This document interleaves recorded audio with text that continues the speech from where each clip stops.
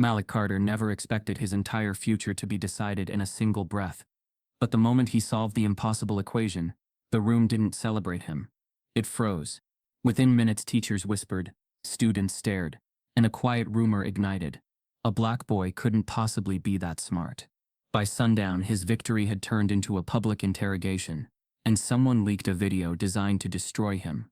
Now Malik stands at the center of a nationwide storm, accused, targeted, and silenced. But the real question hangs in the air like a blade. Who is trying to erase the truth before he speaks again?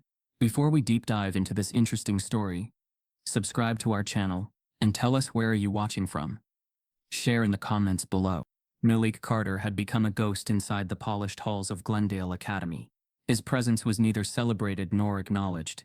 He simply existed, floating past the marble staircases and glass trophy cases, like a shadow that didn't belong. Glendale was a fortress of legacy and tradition, where family names mattered more than raw ability, and smiles were rehearsed in mirror-polished discipline.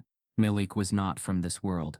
He didn't wear loafers or Patagonia fleeces. His sneakers were a little too worn. His backpack sagged like it had been passed down from a cousin who'd outgrown it. And his silence wasn't shyness. It was a learned response from years of being ignored, corrected, or pitied. Inside the classroom, Malik shrank into his seat like he was trying to erase himself from view. Not because he lacked brilliance, but because Glendale had trained him to believe that excellence was only validated when it wore the right skin, the right tone, the right brand of entitlement. Professor Byron Lancaster, with his sleek silver hair and Yale cufflinks, embodied everything the academy praised. He was magnetic, sharp-tongued, and smug in a way that disguised itself as intellect. To the other students, he was a mentor. To Malik, he was a gatekeeper. The advanced calculus seminar was Lancaster's personal stage. Every class began with an offhand remark about his academic accolades, usually tied to the subtle humiliation of a student who didn't meet his bar. Malik noticed a pattern. Jordan Whitman, whose father sat on the school board, could miscalculate derivatives and still be praised for thinking outside the box. But when Malik earned the top score on a pop quiz, the paper was returned with a vague note, "Show your work next time."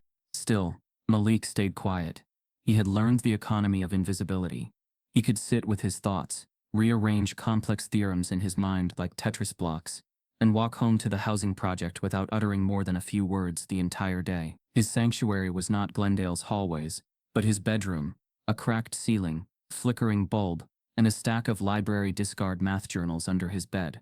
That's where Malik transformed. That's where he became extraordinary. On a rainy Thursday afternoon, the wind tapping against the classroom windows like impatient fingers, Professor Lancaster turned from the board and announced he had something special prepared.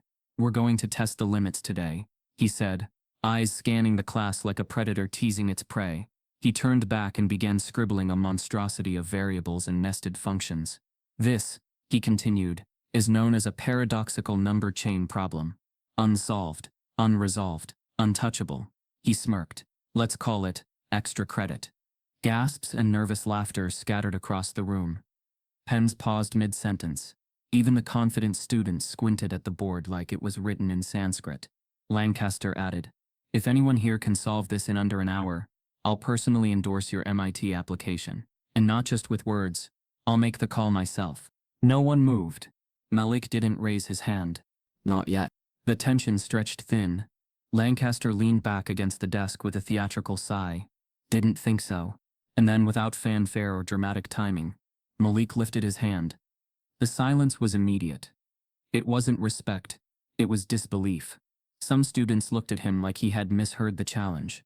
Others smirked, waiting for Lancaster's response. But the professor's face didn't twist into annoyance or condescension. Instead, something flickered there. A tightness around the eyes.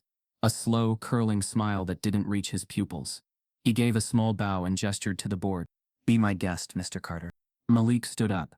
He didn't stumble or hesitate. The room watched with breath caught halfway in their lungs. The rustle of his notebook sliding off his lap sounded like thunder in the quiet. His feet carried him forward, not with arrogance, but with an eerie calm that felt out of place. Even Malik didn't understand where the courage came from. Maybe it was the years of being overlooked, the quiet nights spent studying while others slept, or the way the classroom had always been tilted against him like a rigged scale. But in that moment, he didn't feel small. He felt ready. As he picked up the chalk, his fingers steady, something in the air shifted. Lancaster's smirk faltered for the briefest moment. A subtle tick twitched in his cheek. Malik turned toward the problem, and the whole room leaned in, without knowing all eyes turned. And silence wrapped the room, as Malik stood up, walking toward the board with a confidence no one had seen before. The chalk felt lighter than it should have, almost hollow, as Malik held it between his fingers. For a second the classroom noise, the whispers, the shifting of bodies in their seats, all dissolved into a low hum behind him. Everything narrowed to the whiteboard, the dense puzzle of symbols stretching across it like a wall meant to keep people like him out.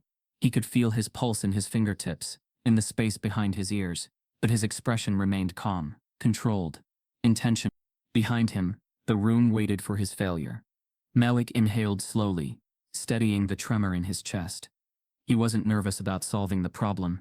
He had seen versions of it before, tucked away in obscure online math forums, and century-old academic papers scanned into digital archives. What shook him wasn't the math. It was the stage. The sudden suffocating attention. The way his classmates watched him as though he were attempting something far beyond his right to attempt. With a gentle stroke he wrote the first line. A few students leaned forward. He wrote the second. The whispering stopped. Lancaster made no sound, but Malik could feel the older man's gaze drilling into his back, heavy with expectation and something sharper. Maybe doubt, maybe annoyance. Malik didn't turn around. He didn't speak. His mind had already slipped into a place where sound and judgment couldn't reach him. A landscape of logic he had crafted over years of studying alone in a dim room lit by the buzzing of a cheap lamp. That private world, the one no teacher had ever seen, the one no peer had ever asked about, rose up around him now like armor. His hand moved without hesitation. Every stroke of chalk was precise, confident, almost graceful. He didn't scribble or erase. He flowed from one step to the next, compressing what most students would take an hour to even interpret into a series of elegant, decisive moves. Behind him someone whispered, "Wait, is he doing it right?" Another voice answered, "I don't even know what he's doing." Chairs creaked, as students shifted, drawn toward him involuntarily, the way people instinctively gravitate toward the unpredictable. A couple of phones lifted discreetly at first, then openly, their cameras capturing what shouldn't have been possible. Malik rewriting the rhythm of the classroom in real time. Lancaster finally spoke, his voice low, uneasy. "Mr. Carter, take your time." Malik didn't answer. He didn't need to. His speed wasn't recklessness. It was familiarity, intimacy. Every part of the equation felt like an old friend he hadn't seen in years, but remembered perfectly. He reached the midpoint, the part where most students got lost, the part Lancaster had intentionally exaggerated, to discourage any real attempt. Malik paused, just long enough for the room to collectively hold its breath, and then his hand swept through the board with renewed clarity, reducing complexities into patterns, patterns into truths. Someone muttered, "No way. That's impossible." Another whispered, "He's not guessing. He knows exactly what he's doing." Even Jordan Whitman, who had been smirking confidently moments earlier, now sat up straight, his jaw loosening, his pen forgotten on the desk. His expression had shifted from amusement to unease. And Lancaster, still standing near the desk, was no longer smirking. His arms had slowly folded. His posture stiffened. His eyes narrowed at Malik's work as if each symbol was a personal threat. Malik felt none of it. He was somewhere deeper, somewhere weightless. When the final step appeared in his mind, it came not with the triumph of victory, but with the relief of recognition. He wasn't discovering this solution. He was remembering it. With a quiet exhale he drew the last line, circled the answer, and let the chalk fall into the tray with a soft clink. Exactly 1 minute had passed. For several heartbeats, no one spoke. The silence was thick, trembling, as if the room was afraid to acknowledge what it had just witnessed. Malik blinked, returning to the world outside his mind, suddenly aware of his own breathing again. Slowly, cautiously, he turned around. He expected confusion. Maybe shock. Maybe even a few impressed smiles. But what greeted him instead was something colder, sharper. Professor Lancaster's face had gone rigid, drained of its usual smug composure. His mouth was tight. His eyes were dark with something Malik didn't recognize at first. Not anger, not irritation, but something heavier. Fear. A fear that Malik didn't understand yet, but would soon. The chalk hit the tray. Malik turned around. What he saw in Professor Lancaster's face wasn't pride. It was disbelief laced with fear. For a moment, silence draped over the classroom like a heavy cloth. Thick, unmoving, suffocating. Malik stood there, fingers still dusted with chalk, lungs tight with the kind of tension he couldn't name. The equation behind him glowed white under the fluorescent lights. Every symbol sharp and unmistakably correct. It was the kind of work people would frame, analyze, teach, and then, like a fuse catching fire, someone in the back began to clap. It was hesitant at first, a single pair of hands breaking the stillness. But the moment one student joined, others followed. A ripple of applause filled the room, building into something Malik had never experienced inside these walls. Some clapped out of genuine awe, others clapped because everyone else was clapping. A few clapped because they didn't know how else to process what had just happened. But one person didn't clap. Professor Byron Lancaster didn't move. His arms remained crossed. His expression stayed carved in stone, the corners of his jaw tightening with an almost imperceptible tremor. The applause seemed to annoy him, not because of the noise but because of the reason behind it. Because it wasn't centered around him, his brilliance or his authority. It centered around Malik. Finally, Lancaster raised a hand, and the applause died instantly. "All right," he said quietly, the word cutting through the last remnants of sound. "Let's evaluate the work." And just like that, the atmosphere shifted. Excitement receded. Curiosity sharpened into unease. Even Malik felt it, the sudden drop in temperature, the weight of skepticism returning like a bruise pressed too soon. Lancaster stepped toward the board with slow, deliberate movements. He didn't even look at Malik as he passed him. He simply stared at the solution, eyes narrowing, lips pressed into a thin, strained line. He lifted his glasses, wiped them, and then leaned closer. Minutes passed. Long, excruciating minutes where Malik stood alone at the front of the room, every muscle locked in place, every breath shallow. His classmates traded glances, some whispering, others recording Lancaster's evaluation, like it was part of a spectacle. At last Lancaster straightened. He cleared his throat. "The methodology is..." He paused, his pride visibly resisting the words crawling to the surface. "Unconventional." A couple of students exchanged confused looks. Jordan Whitman lifted his chin. "But is it wrong?" he pressed, unable to hide the edge in his voice. Lancaster's eyes flicked toward Jordan, then back to the board. His throat worked slowly, painfully. "No," he admitted. "It's correct." A wave of murmurs rolled across the room. Some students stared at Malik, as if seeing him for the first time. A few nodded in respect. Others stared with a different kind of intensity, disbelief bordering on resentment. But Malik wasn't focused on them. His eyes were fixed on Lancaster. Because the professor didn't look impressed. He didn't look proud. He looked disturbed. The fear Malik had glimpsed earlier was clearer now, mixed with irritation, suspicion, and something darker, something Malik couldn't quite decipher. Lancaster stepped away from the board, arms now rigid at his sides. "Class dismissed," he said abruptly. His voice clipped. "Read chapters 14 through 16 for next week." Chairs scraped. Backpacks zipped. Phones buzzed with notification. Students approached Malik cautiously on their way out. Some offered half smiles, others muttered compliments under their breath. A few surprisingly sincere. "Dude, that was insane. I've never seen Lancaster look like that. How did you even..." Malik nodded softly at the comments but didn't linger on any of them. He felt too many emotions at once: relief, confusion, adrenaline, and an undercurrent of dread he couldn't shake. By the time he reached his locker, the video had already been posted. Someone had uploaded footage of him solving the equation. The caption read, "Kid destroys impossible problem in 1 minute." At first the responses were overwhelmingly positive. "This kid is brilliant. Future Einstein. Black excellence in real time." But then came the other comments. "No way he did this himself. Looks staged. Where'd he get the answer? He must have memorized it." Affirmative action at its finest. The praise felt fragile, like it could shatter at any moment. And then it did. By evening, his inbox filled with messages from strangers. Some congratulating him, others accusing him. The number of hateful DMs grew fast. Anonymous accounts calling him a cheat, a fraud, a fluke. Even his math forum profile, one he'd used anonymously for years, was bombarded with accusations from people who'd never noticed him until now. His moment of triumph had become a trial.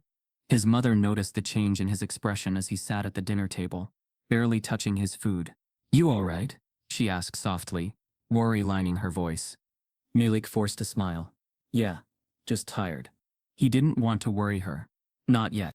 Hours later, lying in bed with the glow of his phone illuminating the ceiling, Malik scrolled through the messages again. Every compliment was shadowed by doubt. Every celebration chased by accusation.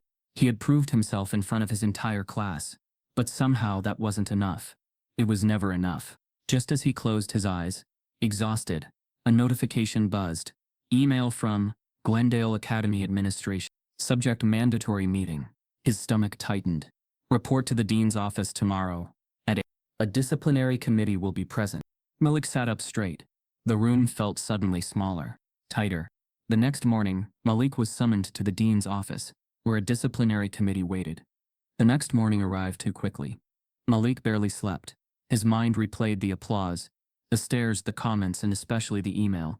He moved through the hallway in a daze, a slow mixture of fear and disbelief curling through his chest. Glendale Academy felt different today, quieter, like it was holding its breath.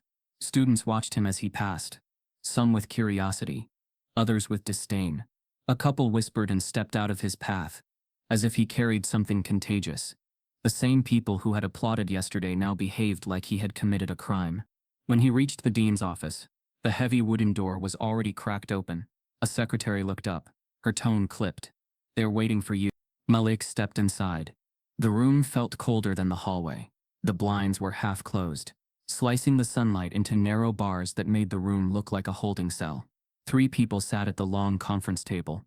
Dean Harding, rigid and expressionless; Aldridge, the school's academic integrity officer; and Professor Byron Lancaster, whose face was unreadable but whose eyes held a familiar, unsettling sharpness. On the table was a printed copy of Malik's solution, pages of it enlarged and highlighted as if it were evidence in a trial. "Mr. Carter," Dean Harding said, folding his hands, "take a seat." Malik lowered himself into the chair, his palms damp. "Ms. Aldridge didn't waste time. We're here to discuss allegations of academic misconduct regarding your performance in Professor Lancaster's class yesterday." Allegations. The word hit him like a slap. "I didn't do anything wrong," Malik replied, trying to steady his voice. Lancaster leaned forward slightly. "Then perhaps you can explain how a high school student solved a graduate-level number theory problem in under 1 minute." Malik swallowed. "Because I knew it." Lancaster's lips curved into something between amusement and disdain. "Knew it," he repeated, as if tasting the absurdity. "Fascinating." Dean Harding tapped the papers. "This problem was adapted from a restricted research archive at Northbridge University. Very few people have access to it." Malik blinked. "I've never even heard of that archive." Lancaster interjected sharply. "And yet your solution mirrors one of the theoretical approaches currently being studied at that institution." Malik felt his stomach drop, but not out of guilt, out of shock. "I didn't copy anything. I don't even know what you're—" "We can't ignore how unlikely this is," Miss Aldridge said. Her voice wasn't hostile, but it was thoroughly condescending. "Your academic record is solid, but not exceptional enough to suggest this level of mastery." There it was. Not exceptional enough. They weren't questioning the work. They were questioning him, his skin, his background, his existence in this space. Lancaster pushed his glasses up. "The only reasonable conclusion is that the problem was leaked, and Mr. Carter had prior exposure." Malik stared at him, stunned. "That's not true." "Then enlighten us," Lancaster said. "Explain your process."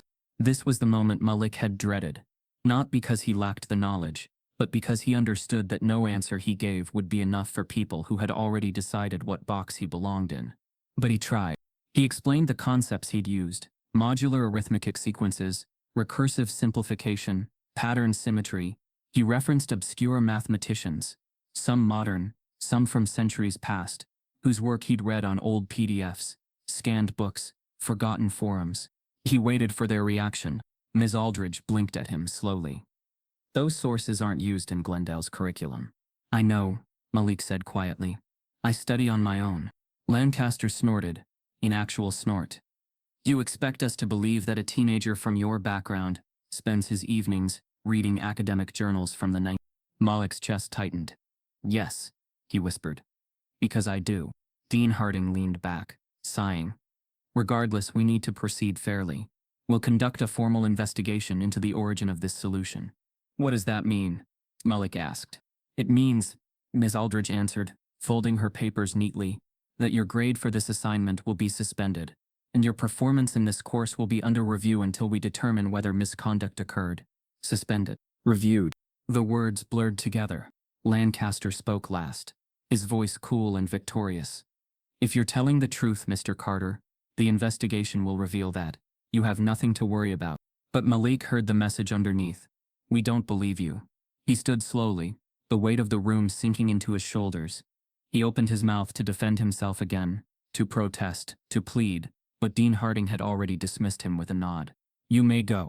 Malik walked out of the room on legs that barely felt connected to his body. He kept his eyes on the floor as he moved down the hallway, blinking back the burning frustration that pooled behind his eyes. He didn't know what was worse, the accusation itself or the polite certainty with which they delivered it, as if his innocence was the least likely possibility. But the real blow came when he reached the end of the hallway and saw a group of students huddled around a phone.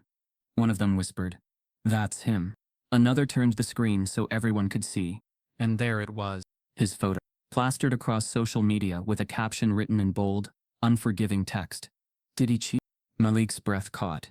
His world, which had been expanding for one brief brilliant moment, began to shrink again, tightening, closing, compressing around him in a vice of doubt and judgment. As he leaves the office, Malik sees his photo plastered across social media, with the caption, "Did he cheat?" The internet did what it always did when truth and discomfort collided. It split in two. Within 24 hours of Malik's chalk hitting the tray, the video of him solving the impossible problem had been reposted across every major platform. At first it spread like wildfire through Black communities, Facebook groups, Instagram reels, TikTok edits set to orchestral soundtracks. People were moved by the quiet strength in Malik's posture, the elegance of his solution, the way he stared down centuries of institutional bias with nothing more than chalk and clarity. He became a symbol, a beacon of Black intellectual brilliance in a world that often refused to see it. Math genius breaks barriers. Black boy genius humbles Ivy League professor. Modern-day prodigy exposes the lie of meritocracy. Hashtags swirled around his name.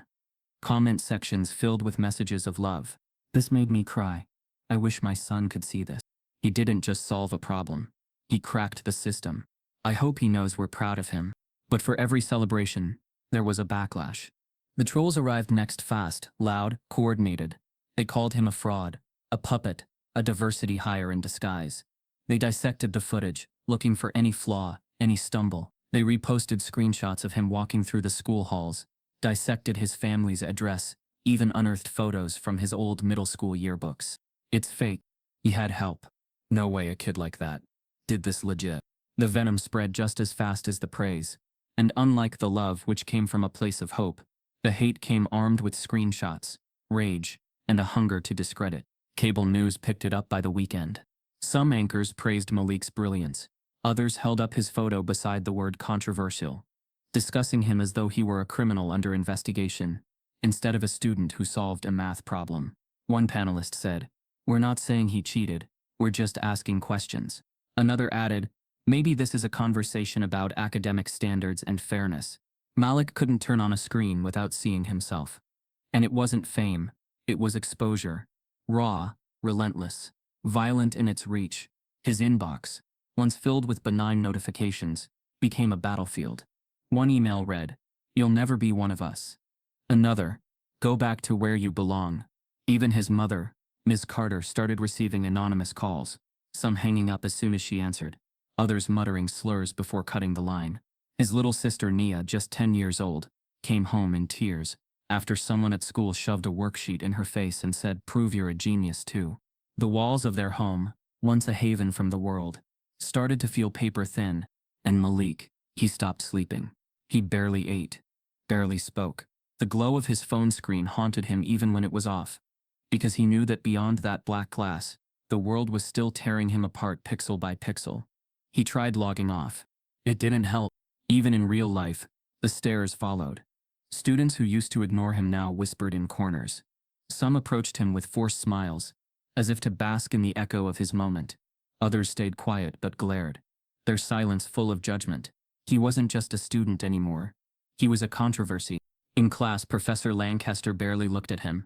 Malik didn't know if that was a gift or a warning. One night, unable to sleep, he sat by the window of his bedroom, phone in hand, watching the notifications roll in like crashing waves. He opened Instagram. A post from a verified account caught his eye. A screenshot of Malik at the whiteboard. Captioned, "Meet the most controversial student in America." His jaw clenched. The comments below it were brutal. Then something strange happened.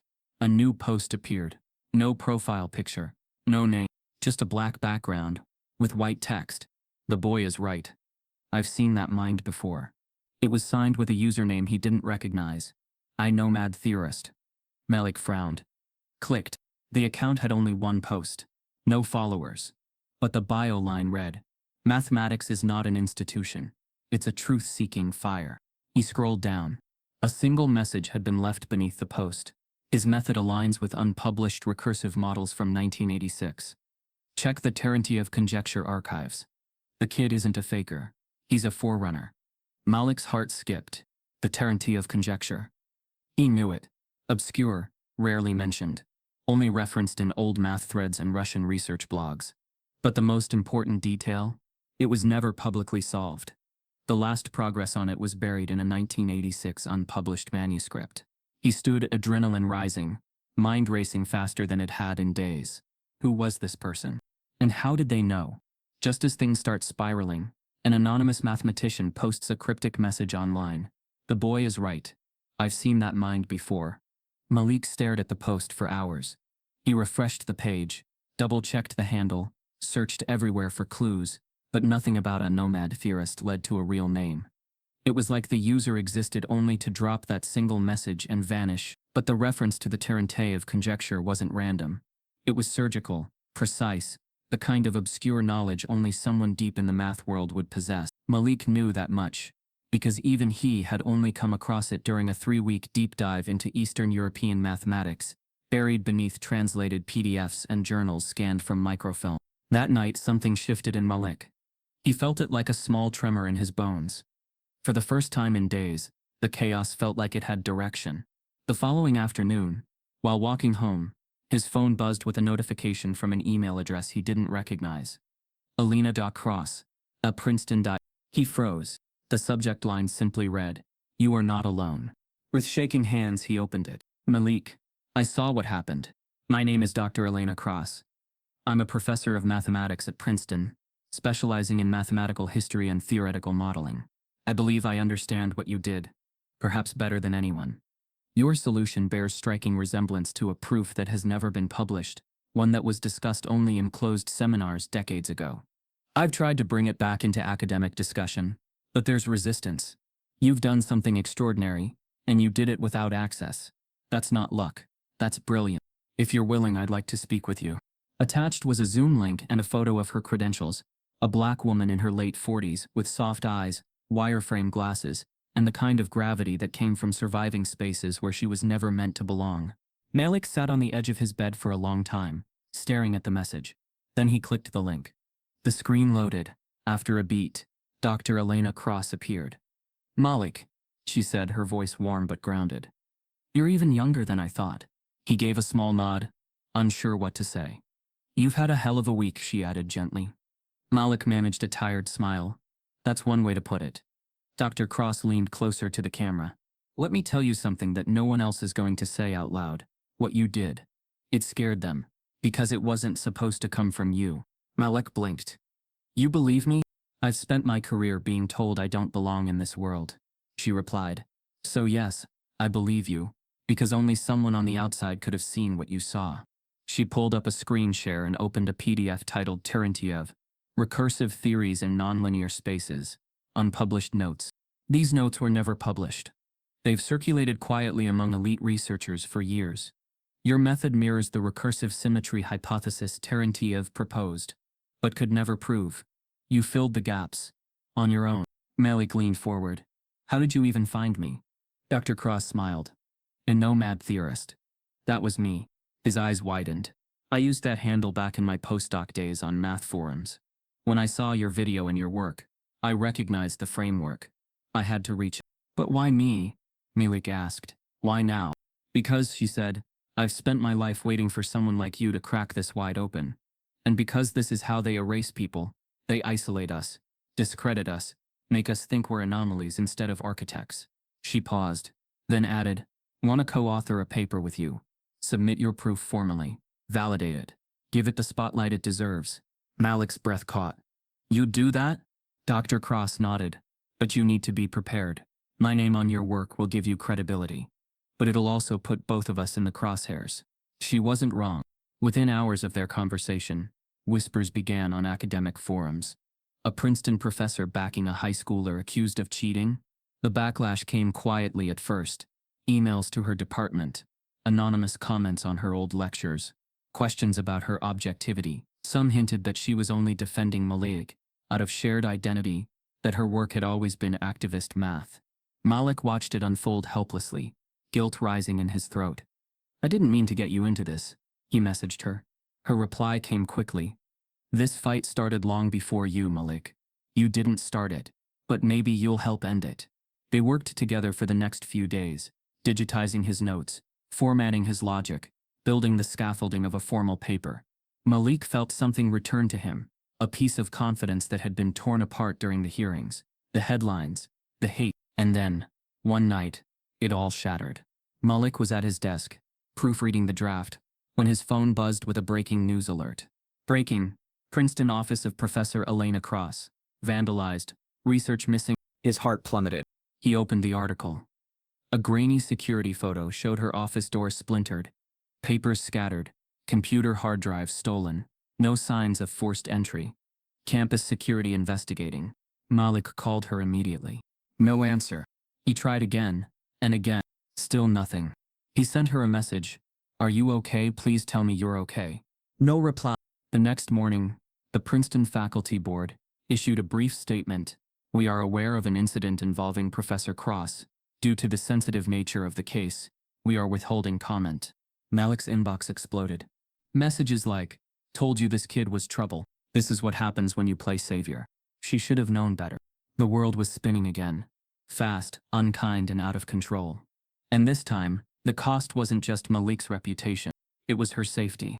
That night, Dr. Cross's office is broken into and her research files are stolen. For 2 days after the break-in, Malik didn't hear from Dr. Elena Cross. He messaged her, emailed, called, but nothing came back. A growing weight in his chest began to feel like abandonment, and for a moment, all the fear he thought he had buried came rushing back. Maybe she'd backed out. Maybe they got to her. Maybe this proof, this truth wasn't going to survive the system that was designed to erase it. But on the third morning, a message came through. I'm all right. I had to lay low. Too many eyes on me. Don't stop writing. No greeting. No signature. But Malik knew it was her. He exhaled with trembling relief. Still, the silence had consequences. Their momentum stalled. The paper they had nearly finished now floated in limbo. Cross had submitted a proposal to Princeton's internal peer review board, hoping to publish Malik's solution in the Princeton Mathematical Review, one of the most prestigious journals in the field. But within 48 hours, she received a formal rejection. Reason: conflict of interest due to relational and racial proximity to the subject. Recommendation: third-party review advised. That line broke something in both of them. Relational and racial proximity. It wasn't subtle. It wasn't masked behind bureaucratic language or procedural deflection. They were saying, we don't trust black minds to evaluate black brilliance. Dr. Cross forwarded the rejection to Malik without commentary. Just the subject line, see it for yourself. Malik read the words 3 times. And then a 4th. And something inside him started to crumble. Not because he was surprised, but because a part of him had dared to hope. Hope that after all this, someone would finally say yes. That hope now felt naive. He barely noticed when the next blow landed. The National Young Mathematicians Invitational, an annual elite competition for high school prodigies, posted their official invite list online. Malik's name wasn't on it. He had qualified, scored in the top percentile, ranked above several other students who had made the list. He emailed the organizers. No reply. He checked with his math teacher at Glendale. She avoided his eyes and said, "It's out of our hands." He knew what that meant. He knew it the way black boys are taught to read coded messages before they learn how to drive. He wasn't being kept out for a lack of skill. He was being kept out because he had become inconvenient, loud, visible, dangerous. When he told Dr. Cross, her reply came quickly. They're circling the wagons. Keep writing. But writing no longer felt empowering. It felt futile. Late that night, Malik sat at his desk, staring at the incomplete draft of the paper. His proof stared back at him, no longer elegant or revolutionary, but fragile, like something the world would rather bury than read. The screen blurred through tears. He didn't realize we're there. He remembered something Professor Lancaster had said, back when Malik first started at Glendale. You can't skip steps in this system, Malik. You have to earn your place. But Malik had never skipped anything. He had worked harder than anyone. And yet here he was, banned from competitions, his legitimacy questioned, his mentor targeted, his work blocked. What else did they want? What more did he have to prove? His mother found him like that, head bowed, fists clenched, eyes red. She didn't say anything, just walked over and placed a hand on his shoulder. He whispered, "Maybe I should just let it go." Her voice was quiet but fierce. "If they're scared of your mind, that means it matters." He looked up at her. "But what if it's never enough?"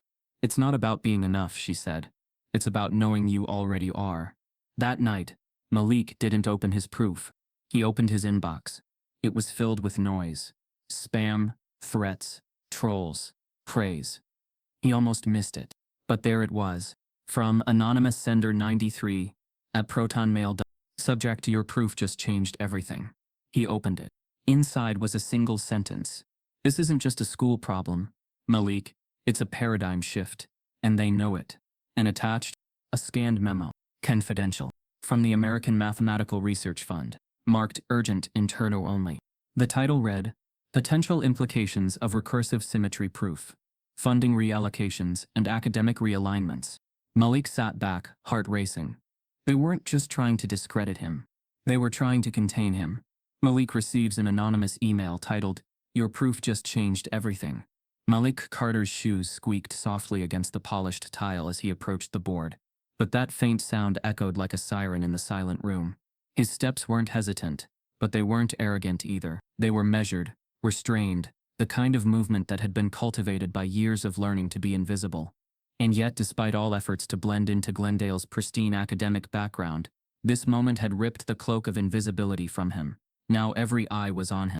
But Malik had long known that attention didn't always mean recognition. Sometimes, it was scrutiny. Often, suspicion. As he stood before the board, his mind flickered back to the first time he stepped into Glendale Academy. The welcome packet had been glossy. The headmaster had shaken his hand with that overly bright smile, and someone had handed him a pamphlet for the school's basketball team before he even mentioned what classes he was interested in. That same week, his guidance counselor had gently suggested he balance academics with more realistic goals. He was 14, too young to understand what was really being said, old enough to feel it.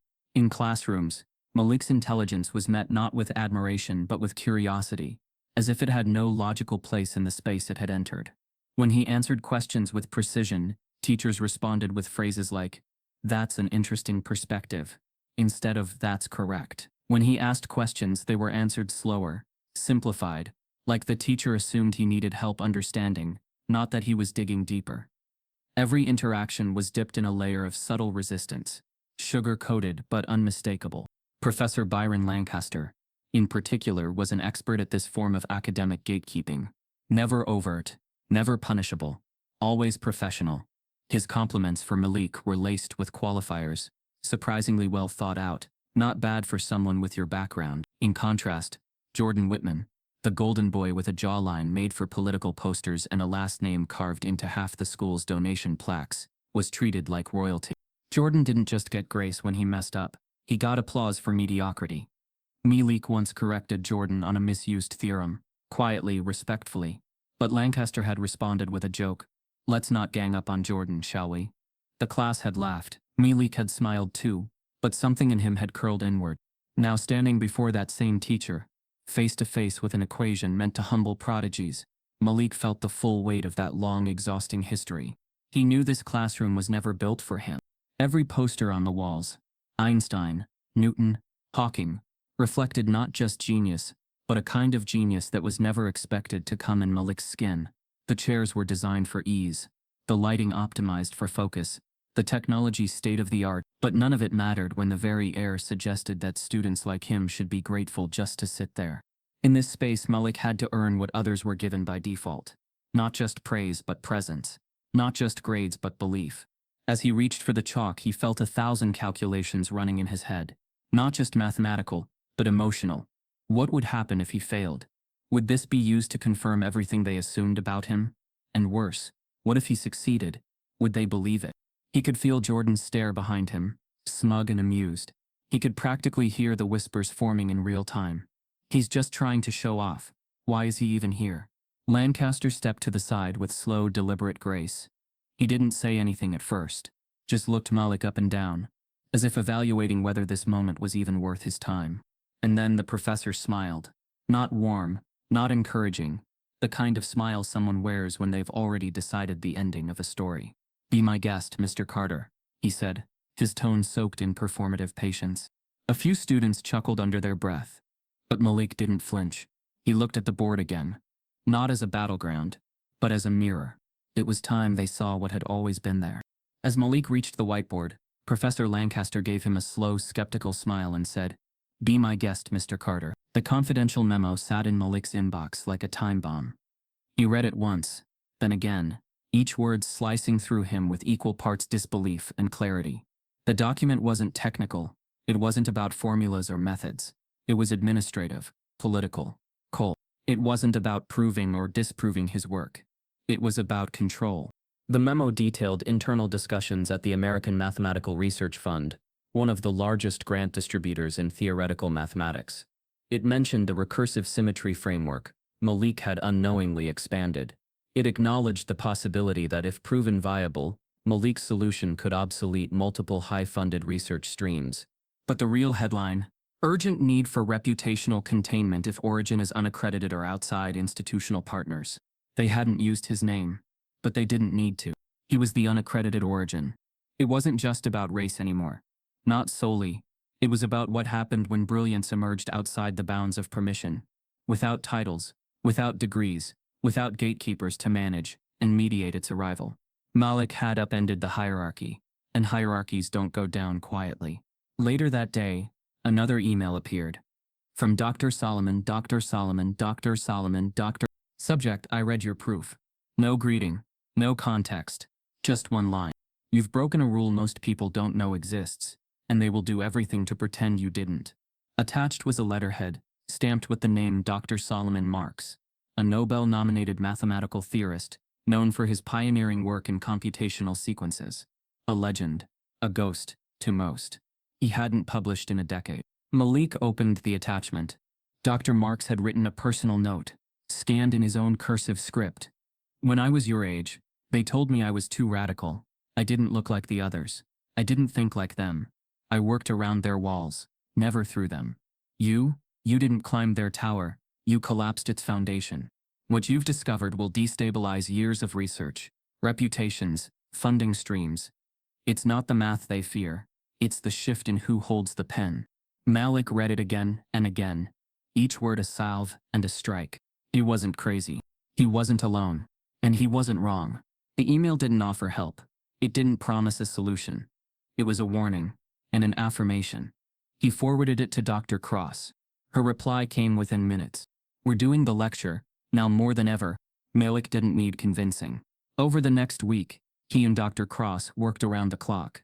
They cleaned the proof, visualized the data, wrote out the slides. They stripped jargon for accessibility, and layered in historical context, how mathematical progress has always mirrored the gatekeeping of its time. They titled it, "Truth Without Permission: How a Black Student Reframed Recursive Symmetry." The plan was bold. A live-streamed lecture, open to the public, distributed across academic and community channels. They even secured a host, an independent mathematics institute, unbound by university politics, willing to lend its digital stage. For Malik, it was more than a presentation. It was a reclamation. He rehearsed every night, rewriting his notes until the ink faded, and the page edges curled. He didn't just want to explain the math, he wanted to expose the injustice that tried to bury it. Every word, every pause, was a challenge to the system that labeled his genius as misconduct. And for the first time he felt clarity, Not just about the problem, but about his place in the world. Still, the backlash grew louder. Glendale Academy, increasingly uncomfortable with the national spotlight, issued a press release calling Malik's actions unauthorized representations of institutional affiliation. Professor Lancaster, in an op-ed, questioned whether Malik was being used by outside forces to undermine academic integrity. Anonymous users flooded Dr. Cross's faculty reviews with one-star ratings and accusations of bias. But neither Malik nor Dr. Cross flinched. They had survived worse. Then one day before the lecture, Malik arrived at school and was greeted by the head of student affairs standing outside his homeroom. "Malik Carter," she said. "You need to come with me." Confused, Malik followed her down the hallway.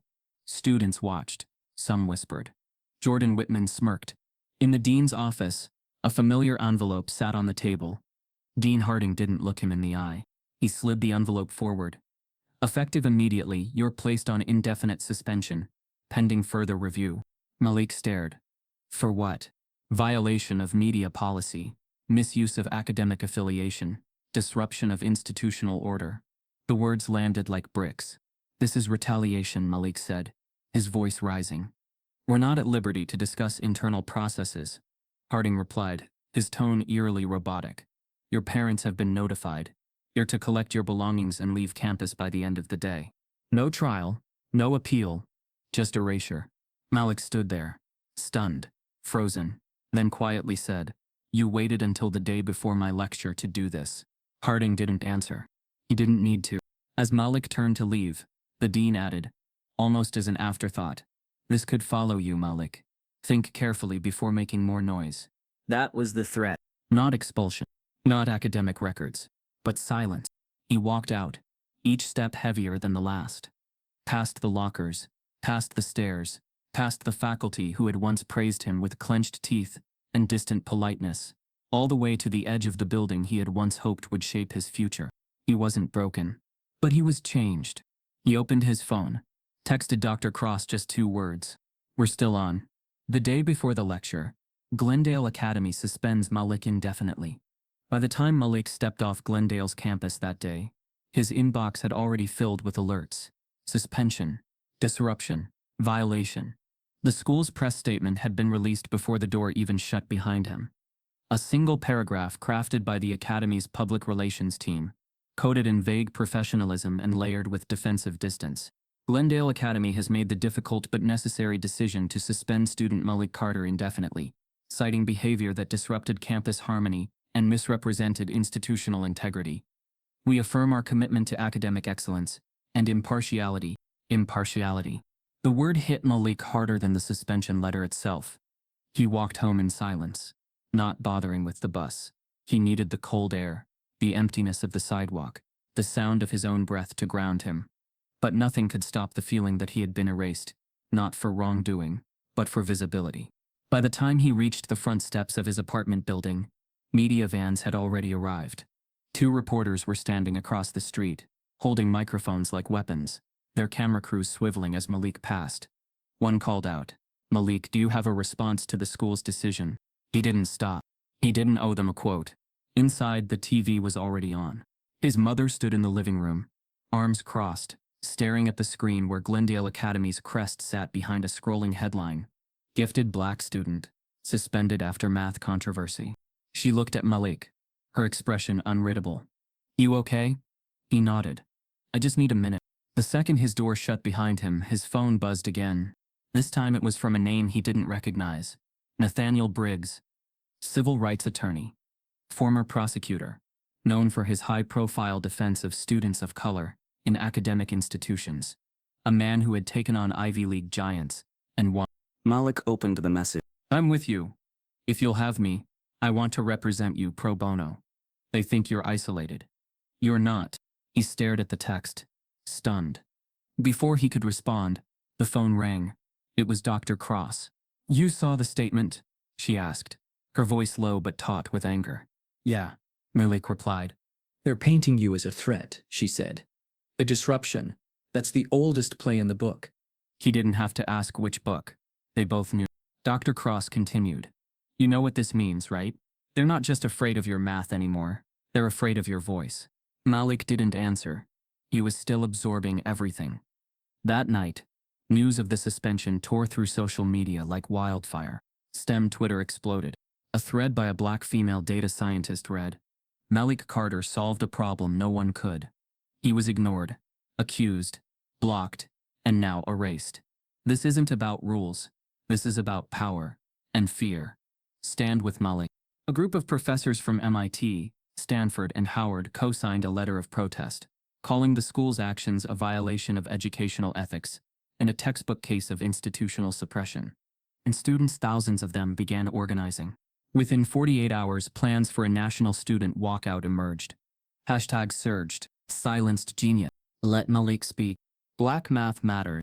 Young students posted videos of themselves solving problems in solidarity. Math clubs across the country recorded short clips saying his name, sharing how his courage had inspired them. Still, Glendale held its ground. The school refused interviews, refused questions, refused even to clarify the reason behind the suspension. In the shadows of their silence, a different truth took hold, and it had a megaphone. Then came the message that would change everything. Malik received a call. Unknown number. He answered cautiously. "Mr. Carter?" the voice asked. "Yes. This is Renee Shepard, senior producer with the Daily Circuit. We'd like to offer you a chance to tell your story, live, on national television." Malik said nothing at first. "I know you've been through hell," she continued. "But the world is listening now. You have the stage. If you're ready." He swallowed hard. His hands trembled slightly. "Why me?" he asked. "Because," she said softly, "you've already started the conversation. Now it's time to finish it." Malik is offered a live interview on national television, his biggest platform yet. Malik stood backstage, eyes locked on the monitor showing the live segment just ahead of his own. The studio lights glared, reflecting off sleek glass panels and polished anchors, while producers in headsets paced with urgency, counting down seconds like they were detonators. But inside Malik, the countdown was different, internal, intimate. It wasn't just fear of speaking, it was fear of being unheard. "You're live in 60, the stage manager whispered, adjusting his mic. "You good?" Malik nodded, but his stomach flipped. His palms were damp, his throat dry. This wasn't a classroom. It wasn't a blog post or a Twitter thread. It was a stage built for the world to witness, and for the world to judge. Across the country, millions were watching. Schools had tuned in, activists, academics, families, black boys who had seen themselves in Malik long before he had ever touched a chalkboard. On the other side of the curtain, anchor Renee Shepard leaned toward the camera with poise. "Up next," she said, a young man whose silence was forced, but whose voice could now change everything. When Malik stepped onto the stage, the applause was polite, controlled, but behind that were eyes, wide and waiting. He sat down, adjusted his jacket, breathed in deep. Renee smiled gently. "Malik, thank you for being here." Thank you for having me. Her first question was predictable. "Let's start at the beginning. How did all of this start?" Malik leaned forward. "It started with a math problem," he said. "But it wasn't about the problem. It was about who was allowed to solve it." He spoke clearly, steadily, no anger in his voice, just conviction. He walked the audience through the impossible equation, breaking it down in simple language. But then he shifted, seamlessly, into the part that mattered more. "How many times do we call something impossible because of who's trying to solve it?" he asked. "How many students are told they're exceptional just for doing what others are praised for daily? I wasn't applauded because I did something great. I was accused because I wasn't supposed to be the one doing it." The audience was silent now. Silent in that rare, sacred way that meant they were listening. Malik continued. "This wasn't just academic skepticism. It was racial profiling with a diploma. And it's been happening to kids like me in every school, in every city for generations." He shared the story of the accusation, the committee, the theft of Dr. Cross's research, the suspension, the hate mail, and through it all, he never raised his voice, because his clarity was louder than rage. Renee, visibly moved, asked, "And through all this, what kept you going?" Malik didn't hesitate, knowing that if I gave up, they'd call it confirmation. The next segment featured Dr. Cross via satellite. She backed Malik's proof publicly for the first time, validating the methodology, exposing the systemic academic bias, and calling for a complete restructuring of how we define genius. The impact was immediate. Math justice began trending within 30 minutes. Universities from across the world, Yale, Oxford, Spelman, Tokyo Tech, posted open letters inviting Malik to speak, collaborate, even apply early. Private donors pledged scholarship funds. STEM organizations announced mentorship initiatives for underrepresented students. In real time, Malik's name transformed from a hashtag to a headline, from a student to a movement. But not everyone was cheering. Behind the curtain, in the shadows of Malik's rising star, Professor Byron Lancaster watched from his office. The TV's glow painted his face pale as he sipped a glass of scotch, expression unreadable. He clicked open a hidden folder on his desktop, labeled Damage Control. Inside were emails, strategized talking points, clips spliced from Malik's classroom footage, edited just enough to raise suspicion, whispers curated for private forums, ready to bloom into public doubt. Lancaster hadn't lost control. He'd simply changed tactics. 2 days after the broadcast, a video surfaced online. It appeared suddenly, without source, shared first on fringe forums, then picked up by larger blogs. It was a heavily edited clip of Malik standing at the whiteboard, the same scene that had made him famous. But this version was different. A voiceover claimed Malik had rehearsed the solution with external help. The video suggested his proof had been planted. It claimed the equation was sourced from an unreleased grad-level research doc that Malik somehow obtained beforehand. The clip ended with a provocative question splashed in bold across the screen. Genius, or the greatest fraud in modern education? The reaction was immediate. Comment sections exploded. I knew it was too good to be true. Typical. Play the victim and the prodigy. How can someone that young come up with something like that? There had to be coaching. Even some academic voices began to tiptoe back from their support. Malik saw it within minutes. He sat in his room, stunned, watching his name fall into question all over again. His hands shook, not with fear this time, but with exhaustion. His phone rang. It was Dr. Cross. "You've seen it?" she asked. "Yeah. It's fake," she said. "We'll prove it. They're getting better at lying," Malik murmured. She paused. "Because the truth terrifies them now." Malik exhaled slowly. "Then we fight harder." But beneath his calm voice, something new had taken root, not defeat. But the realization that visibility didn't protect you. It only made you easier to target. An edited video clip surfaces online, falsely claiming Malik stole the solution. The edited video spread faster than truth ever could. Within hours, it was everywhere. Reposted, dissected, debated, weaponized. Malik's face, once the image of a quiet triumph, now appeared beside captions like "The Great Math Hoax," "Too Good to Be True," and "Is This the Real Story?" He had braced for backlash. But this was different. This wasn't doubt. This was character assassination. Deliberate. Calculated, engineered. And it worked. Half the comments under his broadcast interview now he rehearsed it. "This is why standards are collapsing. He wants fame, not truth." Others defended him with equal force, but their voices drowned beneath the sheer weight of suspicion. Truth, Malik realized, always whispered. Lies screamed. His email from Yale, "We are excited to extend," had arrived that morning. But by evening, Yale had sent a second message. "Given recent developments, we will postpone further steps until the situation clarifies." MIT followed. Then Stanford. Then Howard. One by one, the doors that had swung open so quickly now slammed shut. Not maliciously, not triumphantly, just quietly, politely, with the effortless cruelty of institutions protecting themselves. He sat on the edge of his bed, staring at those emails, his fingers trembling. His mother knocked softly before entering. "Baby, you okay?" He shook his head. "They're walking away." She sat beside him, stroking his back, the way she had when he was little, and afraid of thunderstorms. "They're scared." "Of me?" he whispered. "No," she said gently. "They're scared of the truth, and scared of choosing the wrong side." Her warmth steadied him, but only briefly. Across the city, Dr. Cross was fighting her own battle. Her office break-in had shaken her. She still had nightmares of the shattered wood, the scattered papers, the metallic scent of a room that had been violated. But the video changed everything. She knew instantly this wasn't random. It was orchestrated. The morning after the clip went viral, she called Malik. "We're not letting them bury you." Her voice was tight, like she was holding back a storm. "I know how this works. They'll keep pushing until your silence becomes their truth. We're going to push back. How? Malik asked quietly. They're not listening. No, she said. But they're watching. And that's enough. Dr. Cross mobilized contacts from her decades-long career. Colleagues, archivists, cybersecurity experts, digital forensics analysts. A small army of people who had seen these tactics before, used against whistleblowers. Activists, scholars who challenged the wrong systems. A young forensic analyst named Priya sent the first breakthrough.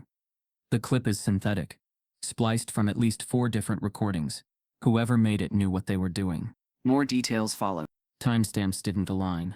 Audio was mismatched. The font on the classroom board numbers wasn't even consistent. But the big revelation came days later. A file buried deep in the clip's metadata. A sender tag. JData. Malik stared at the email address. It was Glendale. His own school. His own administration. He felt the air leave his lungs in one painful, sharp exhale. Betrayal didn't even begin to describe it. This wasn't misunderstanding, or overreach, or fear. This was sabotage. This was a system protecting itself by destroying him. He couldn't help but ask out loud. Why would they do this? Dr. Cross answered in a quiet, bruised voice. Because institutions don't fear mistakes. They fear precedent. If a black boy from outside their pedigree proves them wrong publicly, their legitimacy collapses. News of the metadata leak began to circulate discreetly among academic networks. But no major outlet touched it yet. There was verification to be completed, signatures to be validated, liability to consider. Meanwhile, the lie had already done its damage. Malik walked through the grocery store with his hood up, eyes low, but that didn't stop whispers. That's him. Is it true? He doesn't look like a genius. Even at home, the silence felt heavier than the noise. Nia, his sister, started sleeping in his room again, afraid of the online threats that sometimes crawled into their inbox. He tried reassuring her. It's okay, people just say things. But they're saying them about you, She whispered, clutching his sleeve. They're saying you're bad. He hugged her tightly, blinking back tears. I know, but I'm not stopping. It was the first time he realized his fight wasn't his alone. The truth came out, eventually. A mid-level Glendale employee, furious about the corruption she'd witnessed, leaked internal communications to the forensics team. Emails between school officials showed discussions about managing the optics of Malik's rise and protecting institutional credibility. It was the proof they needed. Dr. Cross called Malik the moment she confirmed the findings. We've got them, she said, but her tone wasn't triumphant. It was exhausted, wounded. Malik, she added, this will clear your name, but it won't undo what they did to you. He knew she was right. Truth could correct the record, but it couldn't erase the bruise. Within hours, the documents had been verified, archived, time-stamped, sealed for legal use. They were ready to go public. But Glendale moved first. The school board scheduled an emergency meeting, not to apologize, not to correct the lie, not to acknowledge wrongdoing. A hearing, a vote, on whether Malik should be expelled. The email arrived in his inbox at midnight. You are required to attend a disciplinary hearing before the Glendale Board of Governors. Date, Friday. Agenda, consideration of your permanent removal from Glendale Academy. Malik read it 3 times. His mother read it once. Then she sat down at the edge of the bed, her hands shaking. They want to throw you out. She whispered. After everything, Malik felt numb. This wasn't fear. It was disbelief, bordering on horror. Even after being caught, they wanted to bury him deeper. He forwarded the message to Dr. Cross, then to Attorney Briggs. Both replied instantly. We'll be there. But even with support at his side, Malik's chest tightened. How do I fight something that already decided I don't belong, he whispered. His mother took his face in both hands, her eyes fierce. You don't fight alone anymore. Malik nodded. But the truth weighed like a stone. The people trying to destroy him weren't anonymous strangers. They were the institution that claimed to educate him, the place he once believed could shape his future. Now it was preparing to erase him. Glendale's board meets to vote on Malik's expulsion. The morning of the board hearing broke gray and windless. Outside Glendale Academy, the air buzzed, not with birdsong but with protest chants, and the quiet thunder of hundreds of feet planted firmly in the wet pavement. Students from Glendale and beyond lined the school's iron gates, holding up handmade signs that read, "Let Malik speak. Math doesn't need permission. Justice is not a disruption. It was the kind of scene the academy had never seen before. Civil, disciplined, but emotionally electric. Dozens of young faces wrapped in scarves and hoodies stared down the very building that had taught them to stay quiet. Inside in the wood-paneled boardroom, the tone was much colder. Malik sat at the far end of a long oak table, flanked by his mother on one side and Dr. Elena Cross on the other. His attorney, Nathaniel Briggs, stood beside them, calm but coiled like a spring. Across from them sat the Glendale Board of Governors. 7 individuals dressed in academic grays and navy suits, faces etched in a mix of embarrassment, anxiety, and in some cases, stubborn resolve. At the center, Dean Harding kept his gaze glued to the table, avoiding eye contact. A security guard stood quietly in the corner, arms folded. Not for safety, Malik could tell, but for performance. The chairwoman, a woman named Delia Crane, began with practiced authority. We are here today to review allegations related to student Malik Carter's conduct and determine whether his continued enrollment at Glendale Academy is consistent with institutional standards. Nathaniel Briggs stood first. We intend to show, he said with crisp precision, that not only were these allegations baseless, but that the institution itself engaged in a coordinated attempt to discredit a student whose only offense was being brilliant in the wrong skin. The board members shifted uncomfortably. Briggs didn't flinch. Let's begin with the edited video. He turned and nodded to the AV technician, who projected side-by-side footage, Malik's original solution, and the doctored viral clip. Frame by frame, the deception unraveled. Timestamps exposed, voice splices highlighted, text inconsistencies revealed. Gasps broke the sterile silence. Then Dr. Cross took the floor. Her voice didn't tremble. She didn't appeal to emotion. She built her testimony like an equation. Step by step, undeniable. She detailed Malik's proof, contextualized it within the history of mathematical discovery, and then exposed the institutional pattern. Every time a black mind challenges the model, she said, the response is never academic critique. It's containment. A few board members stiffened, but none spoke. Dr. Cross concluded by holding up a printed email, the one connecting the doctored video to a Glendale admin. This school didn't just fail Malik, she said. It framed him. And when that failed, it tried to erase him. The board sat frozen. Finally, Delia Crane cleared her throat. Thank you, Dr. Cross. But before she could move forward, a voice rose from the gallery. It was Professor Alan Reeves, chair of mathematics at NYU, flown in overnight. I've reviewed Malik's proof. It doesn't just meet the standard, it challenges the frontier. If Glendale chooses to punish this student, you're not protecting academic standards, you're betraying them. More mathematicians followed, from Cambridge, from Caltech, from historically black colleges that had seen this kind of erasure for decades. One by one, they stood and backed Malik. Meanwhile, outside the building, the protest swelled. Media vans parked near the gates. Students chanted louder. Alumni signed a petition demanding accountability. Even a local radio host broadcast the hearing live, their voice crackling across smartphones. This is no longer about one student. This is about who gets to own brilliance. Inside, the board called for a closed-door vote. Malik sat still, his heart hammering against his ribs like a metronome. His mother squeezed his hand. Dr. Cross whispered, no matter what they say, you already changed everything. 30 minutes passed. Then the doors reopened. Delia Crane returned to her seat, cleared her throat, and read aloud. By a vote of 4-3, the board finds that Malik Carter shall not be expelled. His status as a student is reinstated effective immediately. Relief rippled through the room, but it didn't feel like victory. Malik didn't smile. Didn't celebrate. Because the cost was still carved into him. And the institution that had tried to crush him hadn't apologized. It had merely stopped short of the final blow. After the board adjourned, Dean Harding approached with a stiff nod. You're welcome to return, Malik. Malik met his eyes squarely for the first time. No, he said quietly. I won't be coming back. Harding blinked. Excuse me? I don't need a seat in a place that only made room for me under pressure. He turned, walking out of the boardroom, not just as a student, but as someone who had outgrown the very building that tried to hold him in place. Outside, the crowd erupted when they saw him. Students surged forward not to swarm him, but to stand with him, some crying, others chanting, most just silently holding up their fists in unity. Reporters swarmed, flashes popped, and amid the chaos, Malik's phone buzzed. A new message. From Symposium Bet.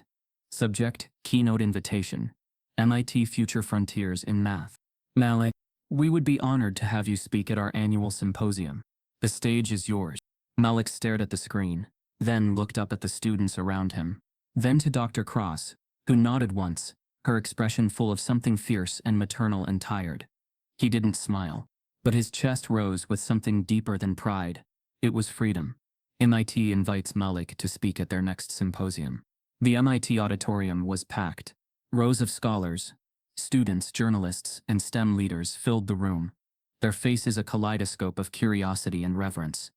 At the front sat a banner draped across the stage, Future Frontiers in Mathematics Symposium. Beneath it, Malik stood quietly, his hands at his sides, facing a crowd that once might have dismissed him before he forced the world to look twice.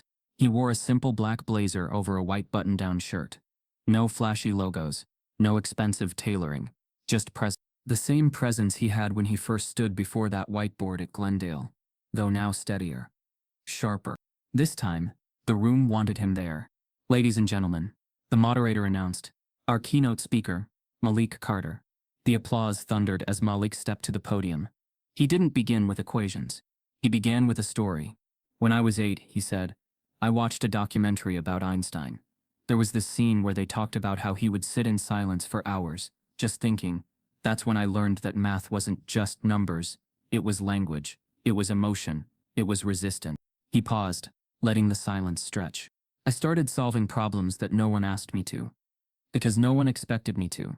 And every time I got something right, they looked at me like I'd broken some unspoken rule. Murmurs rippled through the crowd. By the time I was 16, he continued, I had solved an impossible equation in 1 minute. And instead of being celebrated, I was investigated, accused and nearly erased. Not because the math was wrong, but because the skin that held it wasn't considered credible. Now the audience was fully silent. Malik went on to describe the recursive symmetry proof, without jargon, but with elegance. He described how he saw math as a living thing, not fixed but fluid, able to evolve if people were allowed to see it from different angles. And then he pivoted. But this isn't just about me, he said. It's about a system that protects its gates more fiercely than it protects its truth. It's about classrooms that confuse proximity to privilege with intelligence. It's about the countless black and brown students who never got the chance to raise their hand before someone had already decided their answer couldn't be right. He looked out at the audience, eyes firm. What happens when the answer doesn't come from who you expected? What happens when the future doesn't ask for permission? The crowd rose to its feet in a wave of applause. Not polite, not performative, but eruptive, emotional. By the end of the symposium, Malik was more than a keynote. He was a symbol, a mathematics foundation, one that had previously turned down Dr. Cross's funding proposals. Publicly announced a new initiative in Malik's name, the Carter Initiative, a full-ride scholarship and mentorship pipeline for marginalized math students across the country. Dr. Cross, standing quietly in the wings, wept. Not from sadness, but from recognition. The kind of moment she'd been waiting to witness for decades. That night, Malik received the official email. His paper on recursive symmetry was being published in 2 of the world's top journals, co-authored with Dr. Elena Cross and Dr. Solomon Marks. No red tape, no revision purgatory, just acknowledgement. And with that came messages from around the world. Students from Kenya, teachers from Atlanta, youth organizers in Oakland, professors in Berlin, all writing to say that what Malik had done didn't just shift the field. It had cracked something open. Back at Glendale, the aftershocks were impossible to ignore. Faculty resigned. Students demanded curriculum reform. Alumni pulled donations. And Professor Byron Lancaster? He resigned quietly. No farewell ceremony. No tribute. Just a curt email thanking his colleagues for years of spirited academic dialogue. His office was cleared out in a single evening. But Malik didn't rejoice in his fall, because the damage Lancaster did wasn't personal. It was systemic. And the only way to fight a system is to replace it with something better. In the weeks that followed, Malik continued working, not for applause, but for transformation. He began visiting high schools in underfunded districts, conducting workshops, speaking not as a prodigy, but as a peer, a survivor, a builder. At one session in South Chicago, A student asked him, "How did you know you were smart enough?" Malik had smiled softly. "I didn't. I just stopped waiting for someone else to say it." One morning, weeks after his speech, Malik returned home to find a heavy envelope waiting in the mail. No return address. He opened it. Inside was a letter on White House stationery. "The President of the United States cordially invites Malik Carter to a private roundtable on education, equity, and innovation at the White House. Your voice matters. Your mind has earned the room." Malik stared at the letter. His hands didn't shake. His voice didn't crack. He simply whispered, "It's not just math anymore." Malik receives an invitation to meet the president. The White House didn't feel like a place meant for someone like Malik Carter. As he stood in the East Room, surrounded by dignitaries, educators, and national press, he couldn't help but think of the cracked ceiling in his old bedroom, the one he used to stare at while working through proofs by flashlight. The memory felt like another life, but it was still inside him, every moment, every bruise, every dismissal. "Mr. Carter," a staff member said, gently guiding him to the podium. "They're ready." He walked to the front, the crowd rising as he approached. Somewhere in the audience, his mother stood between Dr. Cross and Nathaniel Briggs, holding back tears. The president took the stage beside him, resting a hand on Malik's shoulder. "Today," the president said, "we are not just honoring a student. We are honoring a movement, a shift, a breakthrough in what it means to educate, to recognize talent, and to listen when brilliance refuses to be silenced." The room applauded, but Malik's chest tightened, not from nerves, but from disbelief. Then the president continued. "In honor of Malik Carter's contributions to mathematics and to justice, we are launching the Carter Catalyst Initiative, a nationwide STEM access program focused on identifying and supporting underrepresented youth in early education." The applause this time was louder. More than a moment, a milestone. Malik stepped up to speak. He hadn't prepared a script. Just a few notes, folded in his jacket pocket. But when he looked out at the sea of faces, he let them stay there. "I used to think genius had a uniform," he began. "A language, a neighborhood, a name that fit neatly into the world's expectations." He let the words settle. But genius doesn't ask permission. It shows up anyway. He spoke of systems built to preserve legacy, instead of uncover truth. Of a classroom where his silence was assumed, and of the moment he chose not to stay silent. Of Dr. Cross. Of betrayal. Of justice. And of the need to replace performance with purpose. "I'm not here because I had access," he said. "I'm here because someone gave me a reason not to stop. And now it's my turn to do that for someone else." Afterward, the nation watched as he shook hands with senators and scholars. But Malik's mind was already elsewhere. Back home. Back where it all began. 3 months later, on a quiet street in East Glendale, a neglected storefront reopened. It had been vacant for years, windows clouded with dust, paint chipped from the brick. But now, the sign above the door read, "The Circle, a learning space built for everyone." Inside, the walls were painted in warm earth tones, lined with shelves of math books, computer stations, and beanbags nestled beside chalkboards. It was a blend of Malik's childhood dreams and his adult purpose, a place where learning didn't require proving you belonged before you could participate. On opening day, local families gathered, curious and hopeful. Some teachers from underfunded schools came by with pamphlets and hesitant optimism. Even a few journalists arrived, though Malik politely asked for no cameras inside. "This isn't about me," he told them.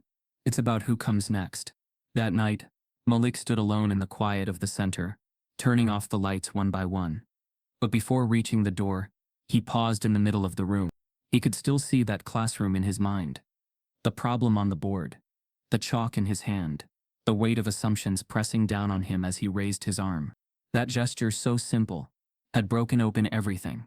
He hadn't just raised his hand for a math problem. He had raised it for every student who'd ever been told they weren't ready, weren't capable, weren't allowed. Just then the front door creaked. Malik turned. A young black boy stood there, no older than 10, holding a torn-up math textbook in his hands. His hoodie was 2 sizes too big, his shoes worn, but his eyes burned with a quiet, unmistakable fire. "Hey," Malik said gently. "You here for help?" The boy nodded. Malik smiled. "You like numbers?" The boy shrugged. "I think they like me. School says I'm wrong too much, but I feel like I'm not." Malik crouched down, eyes level. "What's your name?" Jameer. Well, Jameer, Malik said, opening the door wider. This place was built for you. He stepped aside. Jameer entered. And in that moment, Malik didn't feel like a prodigy, or a symbol, or a case study in resistance. He felt like a beginning. As Malik opens his center's doors, a young black student walks in carrying a torn math book and a fire in his eyes. If Malik's story made you feel something, if you've ever seen brilliance dismissed just because it didn't look the way they expected, then you know this isn't just his fight, it's ours. Type yes if you believe every kid deserves to be seen. Subscribe if this broke your heart.